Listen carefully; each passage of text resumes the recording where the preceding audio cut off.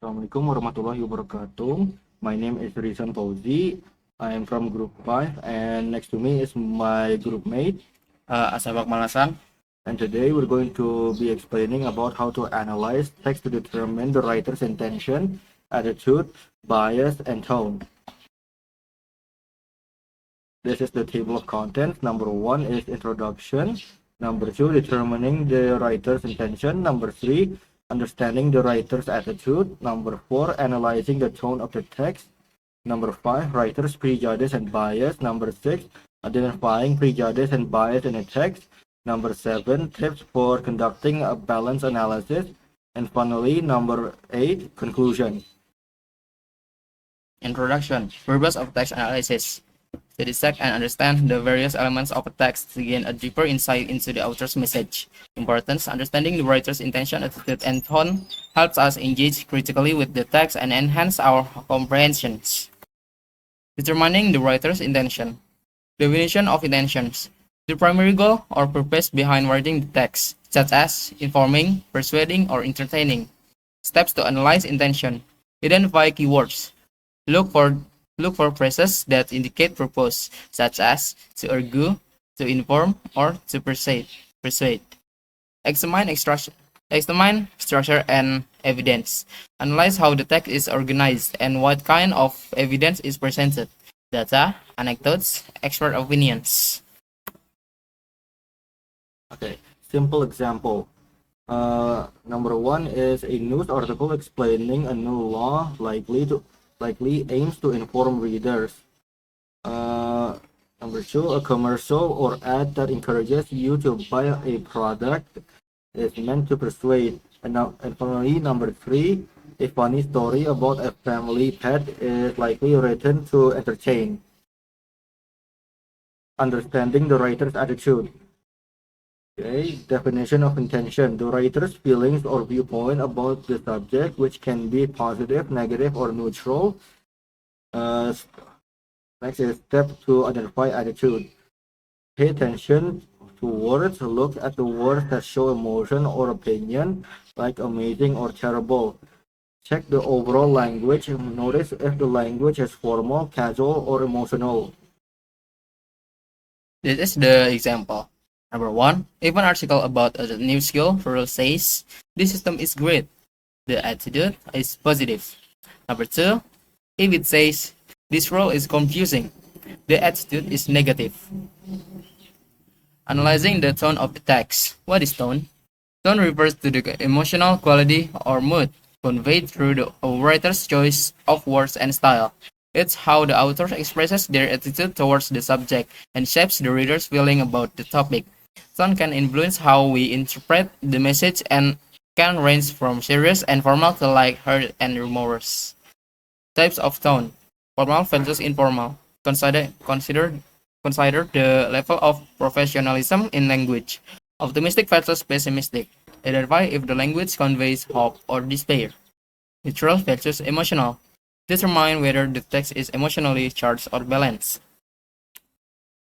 Okay, here are the tips to analyze a tone. Examine word of choice. Analyze the emotional weight of words that is used. For example, tragedy versus an event. Second is look at the sentence structure. Short, punchy sentences can indicate urgency. Meanwhile, longer, complex sentences may reflect detailed explanation. And number 3, an example. In a news article, a neutral tone usually aims to provide information, while in an opinion piece, the tone may be more emotional or biased to convey the writer's stance. The writer's prejudice and bias. The definition.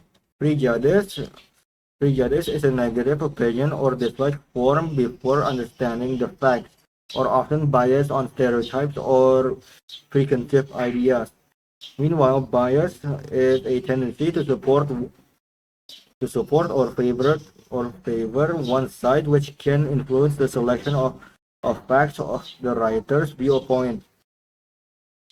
How prejudice and bias affect text. Choice of words and examples. Prejudice can appear in one-sided or negative word choices, Bias may be seen in the selection of facts supporting only one perspective. Incomplete information. Bias and prejudice may lead to unbalanced information or omissions of alternative viewpoints. Examples: number one, an article claiming that Group X always causes problems may reflect prejudice. Number two, an opinion piece focusing only on the positives of topic without mentioning negatives might show bias. How to identify prejudice and bias in a text? First is look for loaded language, words or phrases that can trigger an emotion like devastating or heroic, often indicate bias or prejudice. Next is spot selective presentation of facts. If a text only presents data supporting one side without alternative, it may be biased. Research the author's background. Knowing the author's background, such as political affiliation or personal belief, can help you understand why they might lean towards a specific viewpoint. And finally, the examples. In political article, writers who only highlight one candidate's flaws without acknowledging their achievement or other candidates' issues might demonstrate bias. Tips for conducting a balanced analysis. First is stay objective. Try to understand the text without drawing a quick conclusion or applying personal views. Next is cross-reference with other sources. Compare with other sources to verify the accuracy and balance of information. Third, be aware of your own biases. Recognize that personal perspective can also influence how we interpret text. Conclusion. In conclusion, analyzing a text involves understanding the writer's intention, attitude, tone, and potential bias. Recognizing the writer's intention reveals whether the text aims to inform, persuade, or entertain. Understanding the writer's attitude shows their feelings about the topic, while the tone affects our interpretation. Being aware of bias and prejudice helps us critically engage with the text and consider different perspectives. These skills enhance our reading experience and enable us to informed opinions.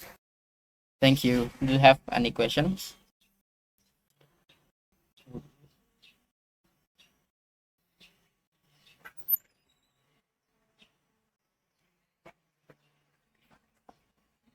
Keripan, silakan bertanya.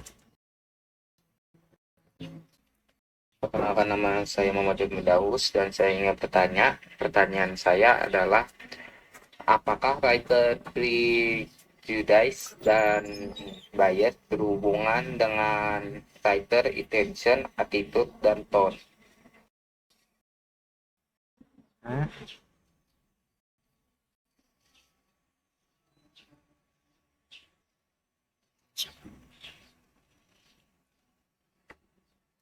Apakah masih ada yang ingin bertanya?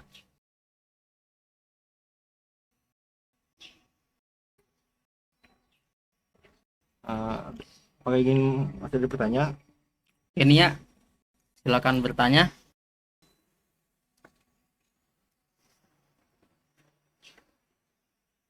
Mic-nya tolong dihidupkan nih ya.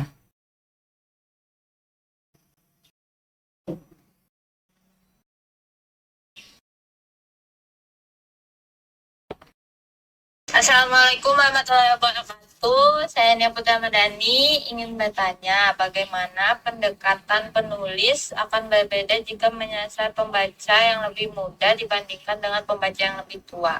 Terima kasih.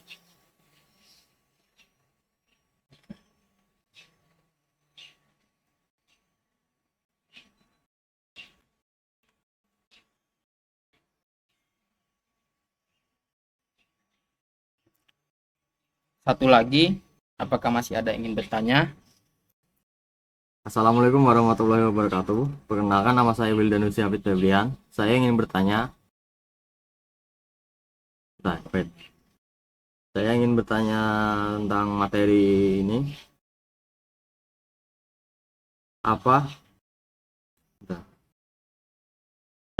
Bagaimana cara mengidentifikasi adanya bias dalam apa perbedaan antara prasangka dan bias dalam teks?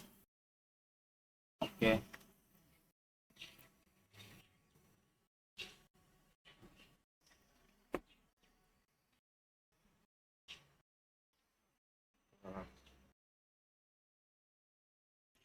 Oke Dini, silakan bertanya. Strategi apa yang bisa digunakan untuk memisahkan respons emosional pribadi dari nada yang dimaksudkan oleh penulis? Oke.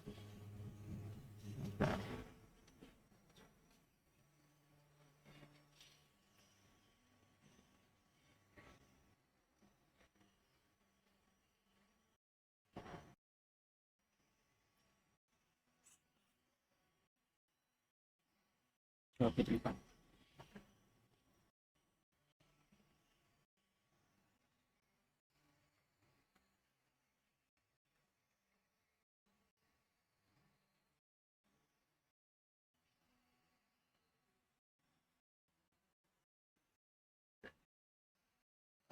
Saya akan menjawab pertanyaan dari Rifan, yaitu mengapa prejudice dan bias berhubungan dengan writer's intention.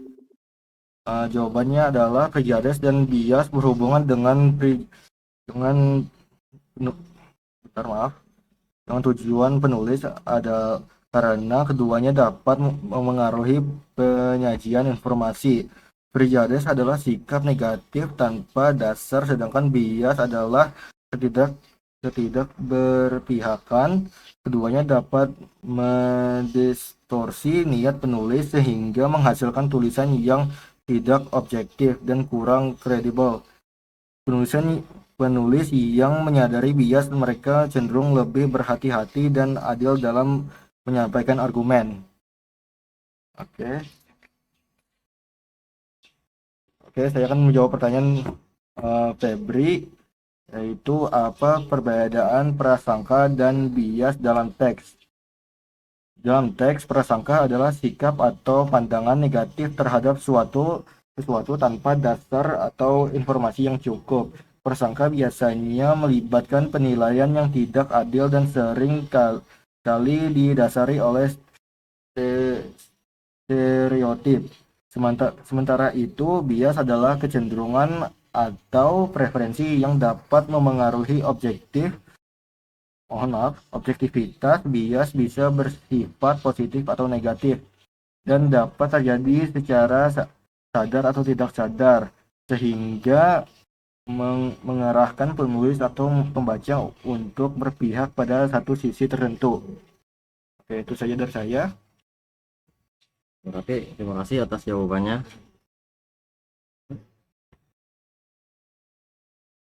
Sekarang saya akan menjawab pertanyaan dari Nia. Bagaimana pendekatan penulis akan berbeda jika berdasarkan pembaca yang muda dan lebih tua? Pendekatan penulis untuk pembaca muda cenderung lebih sederhana, langsung, dan penuh visual serta humor. Topik dan bahasa yang dipilih biasanya ringan dan relevan dengan pengalaman mereka. Sedangkan untuk pembaca lebih tua, penulis memakai bahasa yang lebih formal dan struktur yang mendalam. Topiknya juga lebih reflektif atau kompleks, disesuaikan dengan minat dan pemahaman mereka. Apakah sudah paham nih ya? Oke. Dan terakhir, saya akan menjawab pertanyaan dari Dini. Strategi apa yang bisa digunakan untuk memisahkan respons emosional pribadi dari nada yang dimaksudkan oleh penulis? Jawabannya, salah satu caranya adalah membaca teks secara objektif dan mencoba mengidentifikasi kata atau frasa yang spesifik tanpa terlalu melibatkan emosi pribadi. Membaca ulang teks dengan fokus pada kata-kata kunci juga bisa membantu. Apakah sudah jelas, Dini? Oke. Itu saja presentasi dari kami. Kami akan tutup presentasi kali ini. Mohon maaf jika ada salah kata. Wassalamualaikum warahmatullahi wabarakatuh.